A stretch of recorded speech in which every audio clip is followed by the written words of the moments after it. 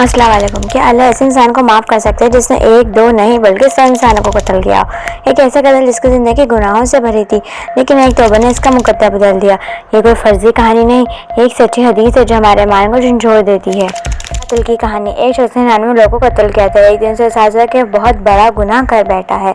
उसने एक राहिब इबादत गुजार से पूछा, मैंने 99 कत्ल किए, क्या मेरे लिए तौबा की कोई गुंजाइश है? राहिब ने फौरन कहा, नहीं, तुम्हारे लिए बख्शिश मुमकिन नहीं।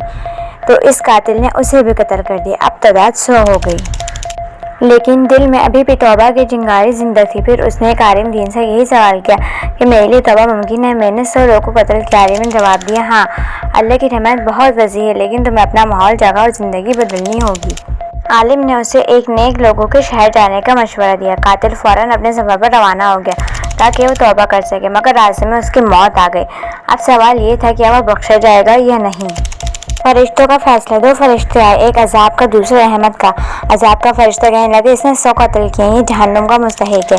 रहमत का फरिश्ता बोला, मगर वो सच्चे दिल से तौबा के सफ़र पर निकला था।